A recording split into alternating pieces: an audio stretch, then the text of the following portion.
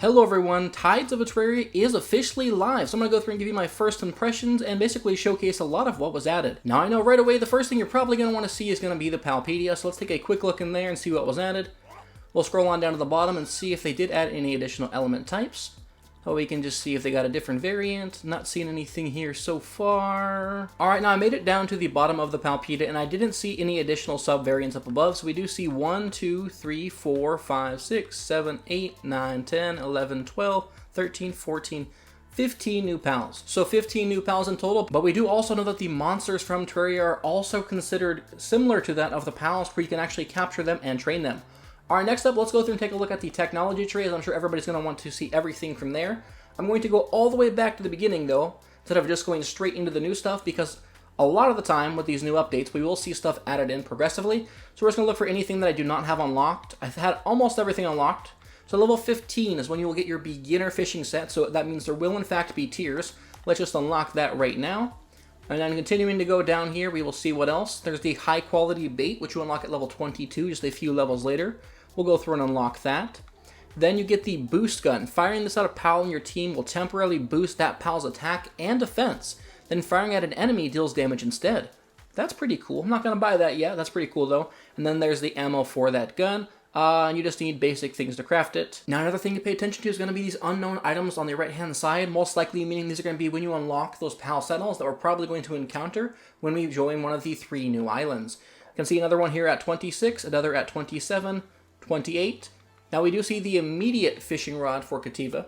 Not sure what the difference is. We'll go through and have to test them all out. That'll probably be a video for the future use. But then there's going to be another saddle here, and then a fishing pond. So my understanding, based on reading the patch notes, is there will be fishing places all around the world with shadows, but you can also go through and create a pond. We'll probably just slap that down since we can most likely make that. There's a PAL recovery grenade, so you can actually heal your pals from a distance. That's pretty cool. Then there's going to be the PAL box control device that allows you to actually access and control your PAL box from anywhere within your base, which is primarily useful during a raid, so you don't have to go straight back to your PAL box. Then we do see most likely another saddle here. The PAL surgery table, a facility where surgery can be performed on pals to change their gender or passives. Okay, I was not expecting that. Then we can see here at 37 we're missing something. Deluxe bait, and a ground grenade. I think that grenade, I don't know if I had every grenade. I thought I did, but maybe not. And then continuing down, we can see, let's see, there's the advanced fishing rod, which you get at level 45. I actually ran out of fragments, or I don't have the fragments, but we can buy that.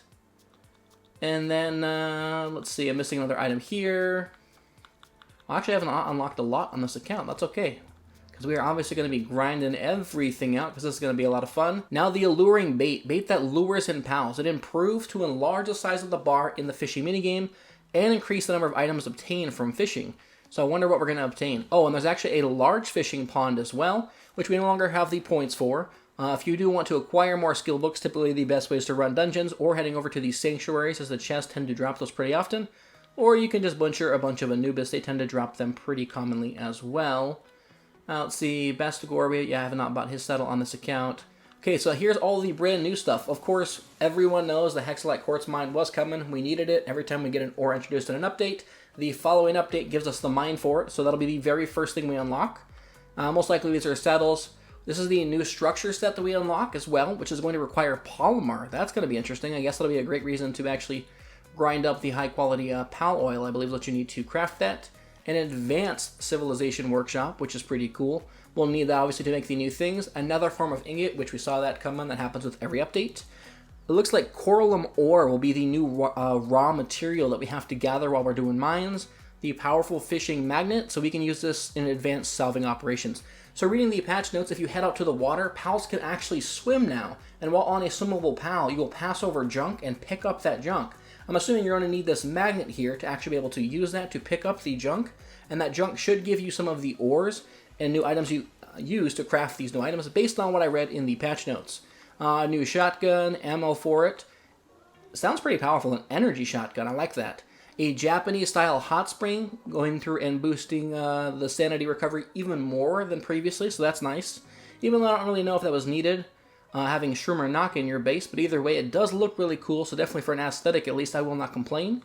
The Free Pal Alliance flag sets, there's actually going to be alliances built all around the map. You will now find that's going to be factions who will build bases in the world just like yours. And the longer they're alive, the bigger those bases will get, and you can raid them. And if you raid them and you defeat them, you'll actually unlock some of the structures they use in their base for you to use in your base. Based upon what I read in the patch notes. When I encounter that later on and actually do one of those raids, I will be sure to share that with you as well. You can see a bunch more flower sets, and then that is everything here as well. Oh, and then the triple air dash boots. Wait, I could have sworn I had that. Oh, air dash boots. You can dash now while you have... I have the triple jump boots. Okay, that's interesting. Maybe that's a horizontal dash. That's pretty cool. And then an even stronger grappling hook. Alright, well that pretty much covers all the new pals and all the new items that were added in. We'll go through and test them all out, and I'll start showcasing some of them in the future coming days. Make sure you click the like button if you enjoyed the video, and subscribe to see future content.